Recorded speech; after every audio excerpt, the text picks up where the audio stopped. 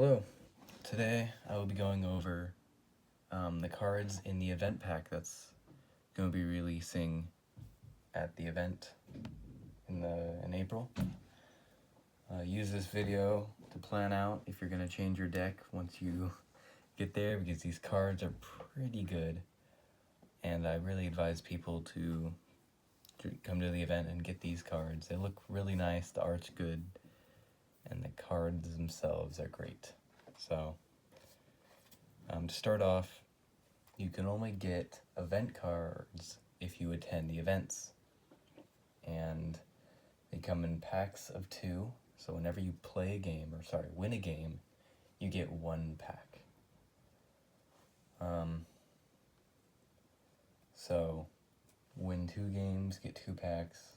You get a pack once you win a game. So when the game ends and you win, you get a pack. If you lose, you get nothing besides a loss added to your info. So yeah, anyway, this is a pack. All event cards will have backs, and then they come in a sleeve. It might not be Pokemon sleeves, it might just be any sleeve. And of course, as I said, inside there are 2 cards, and they look like this: yellow to blue gradient. They'll have the event exclusive rarity. But besides that, they're pretty much normal cards. They do have pretty good art compared to the cards that I've made so far. Look at this one. Anyway, now I'm going to go over all of the cards in the event pack. So there is 11 cards, and the camera quality is good enough now to be where you can read it. This guy's Candle Knight Underworld Warrior. He's an A rank, so he does cost 10 time, but his stats are 17 attack, 16 health, 13 agility, and 18 vitality. His ability is place any number of time back into the playmat's time bank. So that's like losing time. That's like using time when you attack or do an item or whatever. If you do this, your opponent must place the same number of their time into the time bank as well. So you lose 1, they lose 1. This can only be used once per game. I'm going to add that to the ability thing. And yeah, it doesn't cost any time though to use the ability, but obviously you'd have to give up time to really do anything. His description is: after the Second Cross War, Candle Knight entered the underworld to get stronger. Obviously he's from Universe 3, and he's the first of 11 cards. He does have the fire element. Pretty good. Most of the cards in the set will be time or vitality focused, so keep that in mind when you're planning out. This is a 1 in 11 chance. All cards have the same chance to get in a pack. So realistically, you'd have to open 5 packs to get 1 of each. 6 packs to get 1 of each, if you were to get a different one on every single one. So yeah. Next up is Elite Ninja, which I have in my deck. I don't have any on my... There we go. Okay, so Elite Ninja is a B rank, so, easier to place down than the other one, than Candle Knight Underworld Warrior. It is 13 damage, 14 health, 14 agility, and 12 vitality. Its element is a new one, the Steam element. He was going to be in a special set that I was going to make, but then never made, so I'm using him now. He does have 2 stages in this mini set, so keep that in mind. His description is, this ninja was a high-ranking member of the Steamblade Guild. Universe 3. Of course, he is the event-exclusive rarity. And his ability is, if this card breaks another card's vitality, that card's vitality does not regenerate for 3 turns. And by the way, the normal takes 2 turns, so it does take a turn longer if you break a card's vitality with this card. Another overall decent card. I'm not really trying to give feedback on which cards are good and which cards are bad, but it's pretty balanced. Its stats are nice as well. Alright, next up is the 2 out of 2. So nothing really changes besides it goes from 3 turns not regenerating to 4 turns not regenerating. So this, I would say, is pretty good. It is an A rank, but it does have those nice stats: 16 attack, 15 health, 17 agility, and 14 vitality. Pretty nice. Alright. Next up is the Pirate of Serenity. This art is complicated, to say the least. The Pirate of Serenity is a legendary, calm-hearted sailor who seeks harmony over plunder, getting lost souls at sea. He has the Blossom element, A rank, event-exclusive rarity, and he's 4 out of 11. He's from Universe 3. His ability is, while this card is on any playmat, both players gather 1 extra time per turn. So this is, I mean, it is helping both sides. He's peaceful, I'm guessing. But he does have some crazy, really crazy stats for an A rank. 18 attack, 16 health, 14 agility, and 17 vitality. Whoa. Yep, that's that card. Definitely something that's a card that I would consider adding into my deck. Alright, next one is a bit of a cool looking one. The Pirate of Serenity X. And X stands for extreme in this context. Still has the Blossom element, so this is a new type of card that I plan on introducing to the main set as well, so I guess I'll go a little over it right now.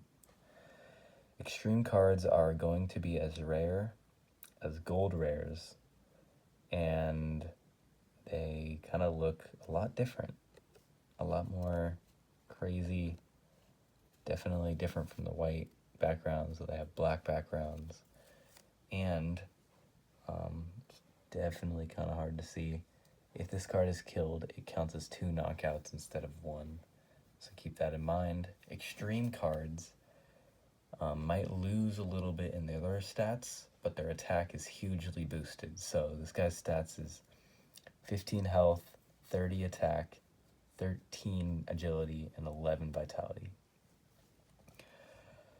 That is a huge attack. It's only an A rank, so you only have to place down 10 time to put this down.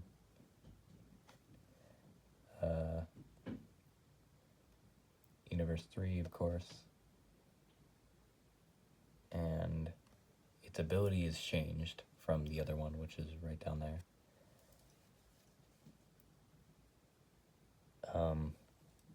While this card is on any playmat, both players gather 2 extra time per turn. So the not crazy one is only 1 time per turn. This one is 2 time per turn.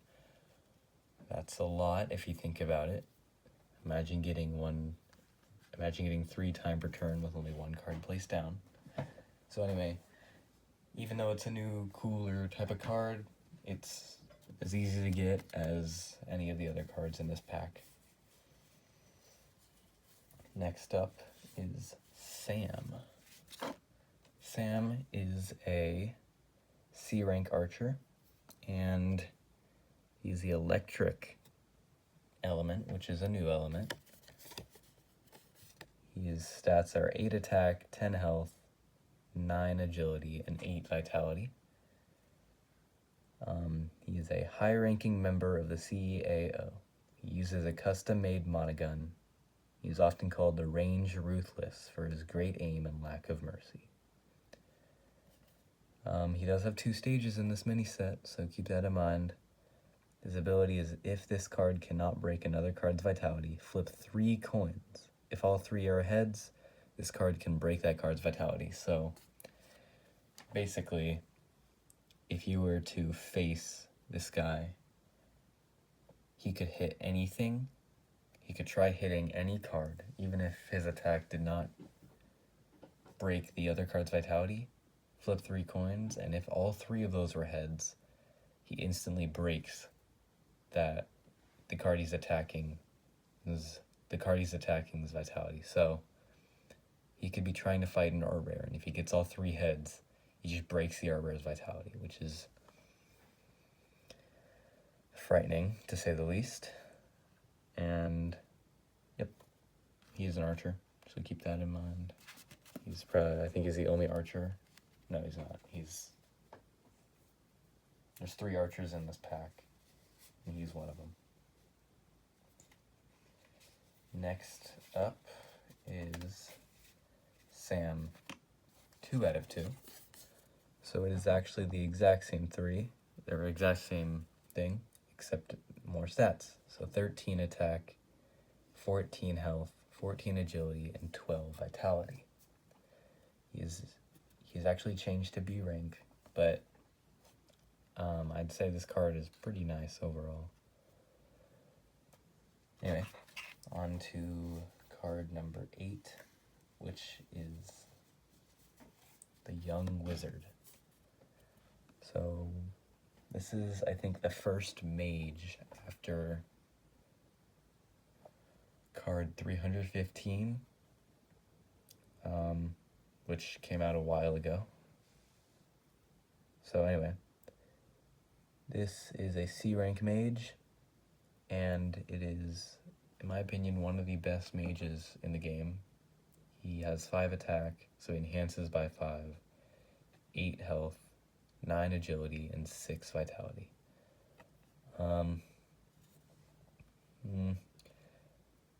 For 3 time, this is a great investment. He has a lot of agility, so he could enhance 8 times without dying. Yeah. And his ability is passive. Most of these abilities are passive. All mages cost 1 less time to be placed down. It cannot be stacked. So his ability is okay if you're trying to place down C ranks or B ranks or D ranks or whatever. It's not going to matter much when you're placing down A ranks or S ranks or SS ranks, of course. But it is definitely a card to look at when you're making your next deck. Card number 9 is the Bounty Hunter. I'm just getting it. This is the Bounty Hunter. He is a B rank, and he is an interesting card. He is 14 attack, 13 health, 12 agility, and 14 vitality. I wouldn't want to mess with him. Anyway, his description is bounty hunters are common in the grid, and this particular bounty hunter is among the well-respected. He is from Universe 2, so, you know, I mean, all of the other ones are from Universe 3, I think, so this is cool. His ability is if this card attacks any card with Universe 2 on their card, this card gains 3 in all stats. So he's one of those guys, he gets stronger by attacking, except he can only attack, or he can only get stronger when he attacks Universe 2 cards. And let me get an example real quick, because it would be great to see an example.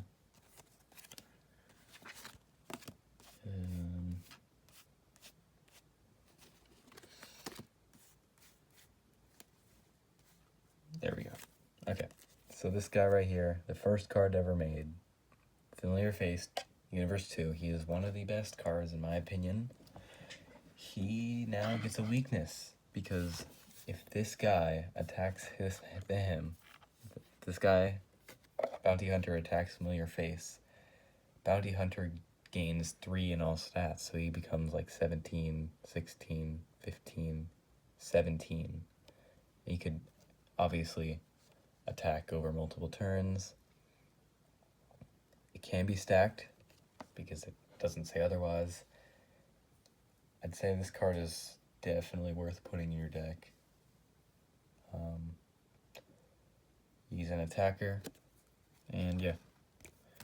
Anyway, moving on. The 10th card in the pack is misnamed on mine, but he is called the Mercenary. Let me just find it real quick. I should have had these set up. Okay. So, this is not the Bounty Hunter. He's actually named the Mercenary.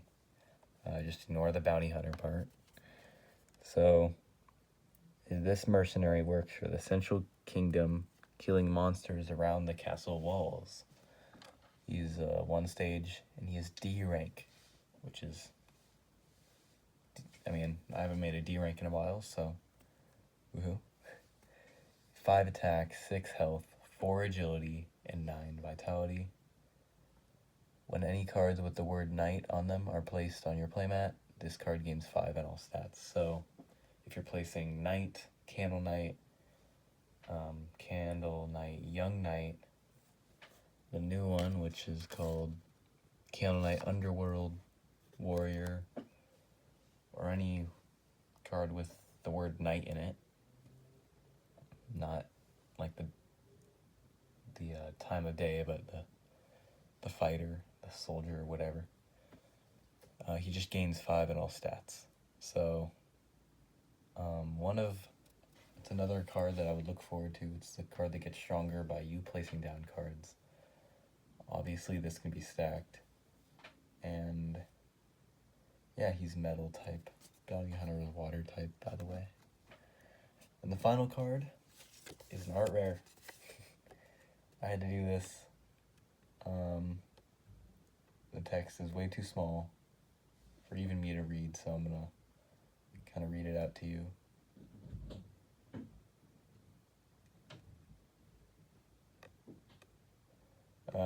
Anyway, he is a darkness element. He is not an attacker, he's a ranged. I made quite a few errors when making these cards. Okay, this is the new art rare design, by the way. His health is 21, power is 26, agility is 17, and vitality is 23. He's the 11th card, he's stage 1 of 1. His ability is the following. This ability costs 15 time to place, and by the way. So, you choose a card on your opponent's playmat, and both that chosen card and this card are knocked out instantly. It costs 15 time. That's kind of all there is to him. He's an art rare. This is the new design. It's gonna be as rare as any of the other cards here, so yep. Now that was all 15. Once again, we'll repeat how to get these. You get them by playing and winning games at the trade and play events that we'll be holding throughout the year. So these these event packs will change every year.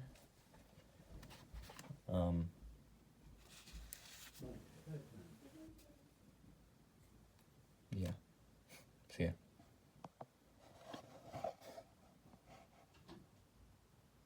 Wait.